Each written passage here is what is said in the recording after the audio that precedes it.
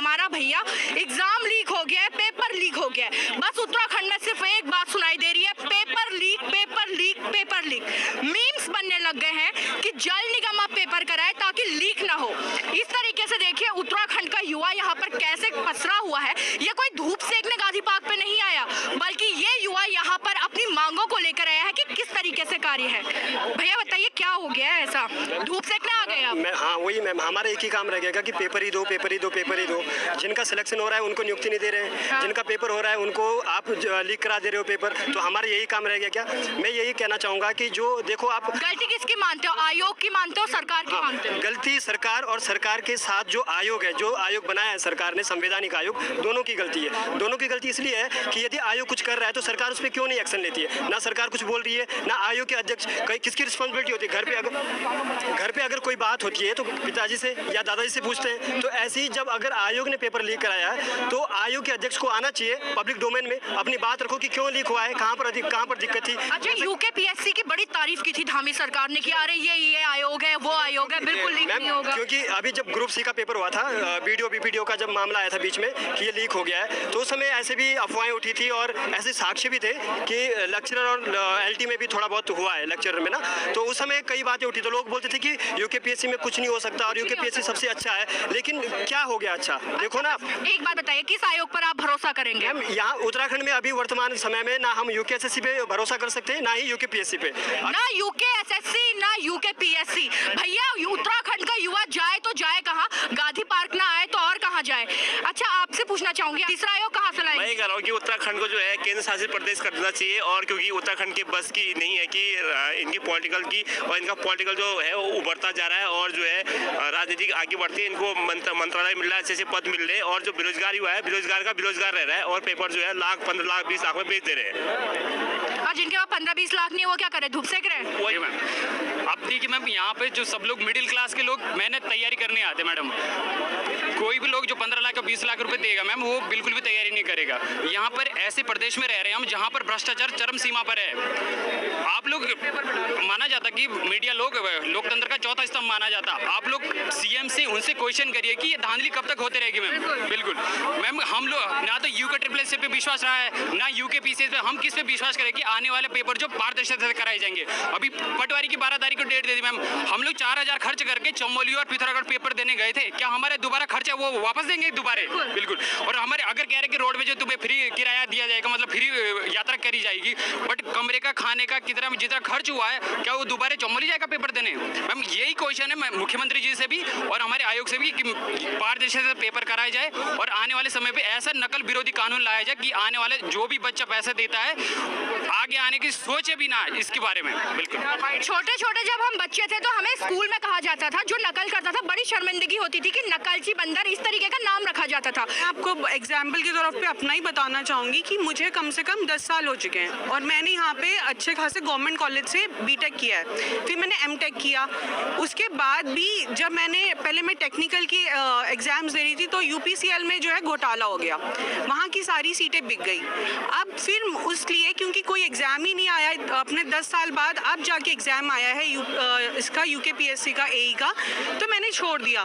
मैंने सोचा मैं यूपीएससी की तैयारी करूँगी, यूकेपीएससी की, पर आप देखिए इसमें भी यही हाल है।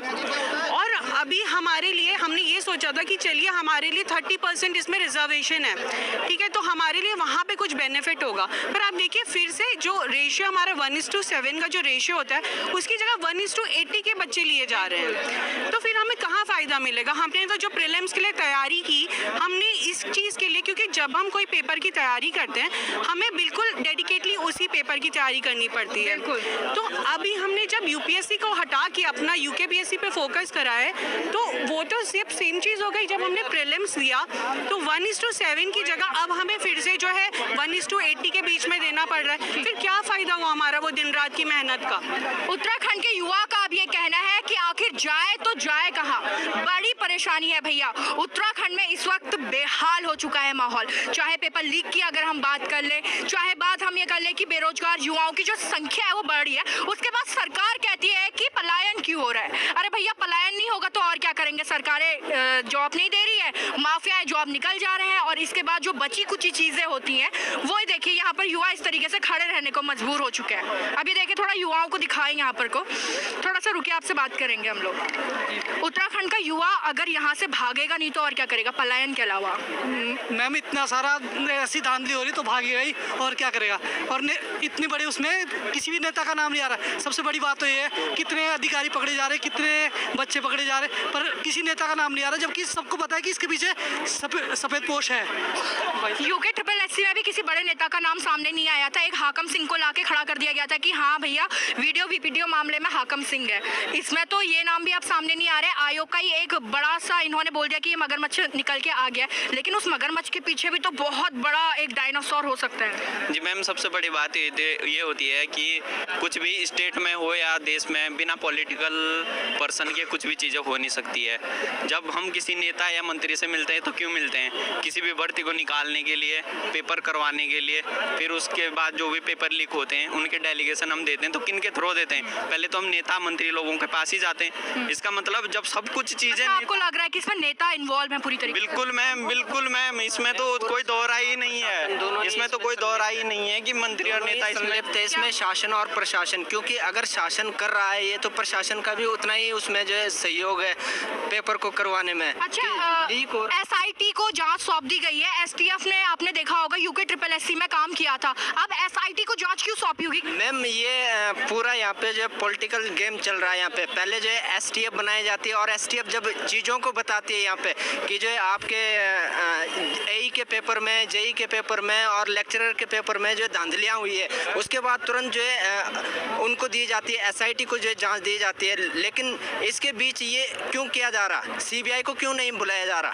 CBI की मांग यूके SSS के टाइम पे भी थी, यूके PSC के टाइम पे भी थी। अब लगातार CBI की जांच, लेकिन CBI नदारत, ठीक है। अब STF से SIT पे जांच सौंप दी गई है। आपको लग रहा है इसके ऊपर कहीं ना कहीं ऊपर से प्रेशर आ रहा है? बिल्कुल है मैम, ऊपर से वो पूरा प्रेशर है, क्योंकि अगर मुख्यमंत्री जी चाहते तो इसको जो है बहुत ही अच्छे तरीके से सॉल्व करवा सकते थे इस मामले को।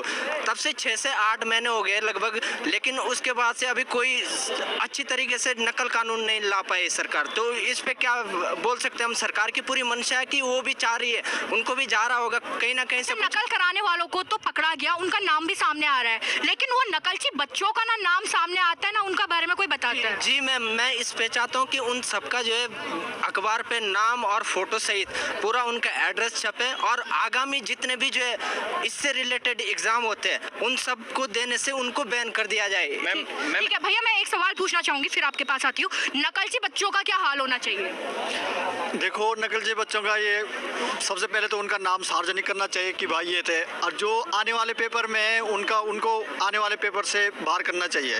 बस इतने में काफी हो जाएगा कि उनका नाम सार्वजनिक हो और पेपर से बाहर हो जाए? इतने से काम नहीं चलेगा, पर सबसे पहले इतना भी कुछ नियम, सजा प्रावधान कुछ इस तरीके का होना चाहिए। बिल्कुल उनके लिए भी कुछ सजा का जो है पूरा प्रावधान होना चाहिए, तभी तो आगे डरेंगे ना लोग बाग। क्योंकि जो है मुझे लगता है जो बच्चे उनको 15 लाख रुपए दे रहे वो शायद उनसे ज़्यादा जो है भ्रष्टाचार को बढ़ा रहे हैं, क्योंकि अगर वो 15 लाख अपने जेब से तो नहीं देंगे अपने। तो लगातार हम उत्तराखंड के युवाओं से बात कर रहे हैं, लीक होने का दौर सा चलता हुआ आ रहा है। अब ये बताइए ऐसे में युवा करेगा क्या? देखिए, पहले जो यूके SSS था उसके बाद जो है यूके PCS को जब एग्जाम दिया गया तो हमने सोचा सब कुछ ठीक होगा, लेकिन आज हालात फिर से वही हो चुके हैं। और सबसे बड़ी बात है, जो दलाल अफसर वहां बैठा था उस दलाल अफसर के चक्कर में उत्तराखंड के बेरोजगारों का भविष्य बर्बाद होता जा रहा है। और वो दलाल जो अफसर है उसने जो है पटवारी का पेपर तो लीक कराया, लेकिन उसने जो है फिर उसने क्या पुलिस भर्ती का जो पेपर था वो लीक नहीं कराया होगा? ये बहुत बड़ा प्रश्न है अपने आप में, क्योंकि पुलिस कांस्टेबल का जो पेपर है उसको दोबारा कराना ही होगा इस आयोग को, वरना बेरोजगार जो है सड़कों पर उतरेगा, देहरादून जाम करा देंगे हमने पहले ही आयोग को जो है चेता दिया है इस मामले पे। अच्छा, आपने आयोग को चेता दिया, लेकिन अब युवा किस आयोग के पास जाए? यूके SSS आपको गलती लग रहा है, यूके PCS गलती लग रहा है, आप किसके पास आप जाने की बात? देखिए, ये गलत जो लगना है ये हम थोड़ी कह रहे हैं, ये तो सरकार का गलत करा हुआ धरना है। सरकार ने तो ढोल पीटे थे कि यूके PCS की बात जब जब उन्होंने कही थी कि पारदर्शिता के मामले में क्लीन चिट दी थी, उन्होंने कहा था कि सब कुछ अच्छा होगा, सब कुछ साफ सुथरा होगा, जो युवा होगा वो अच्छे से एग्जाम दे पाएगा, लेकिन देखने को क्या मिला? इन्हीं मुख्यमंत्री जी ने हमें बुलाया था जब घोटाला हुआ था, उन्होंने बोला था अपने सजेशन दीजिए, हमने उनको सजेशन दिए, लेकिन उस सजेशन में हमने ये भी लिखा था कि माननीय मुख्यमंत्री जी कृपया जो है पहले तो आप जो वीडियो के जो नकलची थे उनकी आप लिस्ट सार्वजनिक करो, और जो सरकारी अधिकारी है उनको आप जेल की सलाखों को भेजो और उनको जो है आप कभी भी दोबारा नौकरी में बहाल मत करना। लेकिन आज अगर आप अखबार पढ़ेंगे, सुबह का अगर पढ़ा होगा तो वीडियो में जो अधिकारी थे और जो कर्मचारी थे उनमें से 4 अधिकारी और कर्मचारियों को जो है सचिवालय में फिर से तैनात कर दिया गया जिन्होंने नकल की है। तो भाई हमने तो सजेशन दिए थे सरकार के ऊपर, मुख्यमंत्री के सामने हमने सजेशन दिए थे, लेकिन ये करा कौन रहा है? ये हम थोड़ी करा रहे हैं। हमारा काम क्या? हमारा काम तो बेरोजगारों के लिए सोचना है, उनके लिए रणनीति बनाना है, ये सब चीजें करना है। लेकिन अगर सरकार हमारा सजेशन भी नहीं मान रही है तो सोचिए इस उत्तराखंड का क्या होगा इन बेरोजगारों क्या करेगा? रणनीति क्या है? रणनीति हमारी है, आज हमने सार्वजनिक बैठक बुलाई थी, अब इस सार्वजनिक बैठक में जो डिसीजन फाइनल हुआ है सब यही चाहते हैं कि डिसीजन क्या है? एक विशाल रैली का आयोजन किया जाए, देहरादून की सड़कों को एक तरह से हम जाम। ट्रिपल एससी में कितने लोगों का नाम सामने आया? कितने नकल माफियाओं का नाम पकड़ा जाए? थोड़ा मुझे हाथ खड़ा करके बता दीजिए। यूके ट्रिपल एससी में कितने नकल जो बच्चे थे नकल किए हुए उनका नाम सामने आया है? जरा थोड़ा नोटिस, कितनों का नाम आया? अभी एक भी नाम नहीं आया, एक का भी नहीं आया, किसी का भी नहीं आया, किसी का नाम नहीं आया। तो फिर फायदा क्या हुआ? जो नकल ऐसे वो करी ना एसआईटी तो वैसे चलेगी जैसे सरकार चलाएगी। अगर सरकार इतनी सच्ची है, एसटीएफ थोड़े कदम तो ले रही थी। एसटीएफ कदम ले रही, लेकिन एसटीएफ भी कंट्रोल तो स्टेट गवर्नमेंट ही कर रही है ना। तो एसआईटी का क्या? एसटीएफ ने 2 मुद्दे और खोल दिए तो एसआईटी को बुला दिया गया। एसटीएफ ने अगर अच्छी जांच करी थी तो अगर एसटीएफ ने कुछ जो बच्चे पकड़ लेते उनके नाम सार्वजनिक करते, उनको आजीवन काल के लिए ब्लैकलिस्ट करते, ये दोनों आयोग, यूके एसएससी भी यूके पीएससी भी, क्योंकि वो तो एसटीएफ भी तो इनके ऊपर चल रही है, जैसे सरकार चलाएगी वैसे चलती रहेगी। वो भी मैम हाकम सिंह जैसे, संजीव चतुर्वेदी जैसे, ये तो मात्र मोहर हैं, लेकिन उनके बड़े माफिया वो तो कभी पकड़े नहीं जाएंगे। बिल्कुल, ड्रैगन कहाँ पकड़ा जाए? ड्रैगन कभी आपको मिलेगा ही नहीं, उसको सर्च करना ही मुश्किल है। और अगर मुश्किल ये बताइए, आप लोग स्टॉल कहाँ लगाने वाले हैं अपने पकौड़ों के? क्योंकि पहले ही बोल दिया गया था ये बात कि पकौड़ों के ठेले लगेंगे, लेकिन सरकारी जमीन वहाँ पर भी नहीं मिलने वाली है।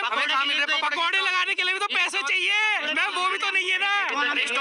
बेरोजगारों के पास पैसे भी तो है। स्टॉल हमें नहीं देते भाई, यूपी वालों को स्टॉल भी जो मिलता है, नगर निगम जो बांटती है रोड के किनारे, वो भी यूपी बिहार के हैं, हम कहाँ लगाए स्टॉल? तो भैया उत्तराखंड का जो युवा है उसके लिए स्टॉल भी यहाँ पर नहीं उपलब्ध हो पाएंगे, क्योंकि वो भी बाहर के लोग आके लगाते हैं। तो आप ये उत्तराखंड की समस्या देख सकते हैं। मैं गारंटी की जो बात कर रही थी, गारंटी आपको बता दी है, और अविश्वास की बात जो कह रही थी, अब युवाओं को भी विश्वास नहीं है, ना सरकार पर, ना आयोग पर, और ना ही जो काम करते हैं उन लोगों पर।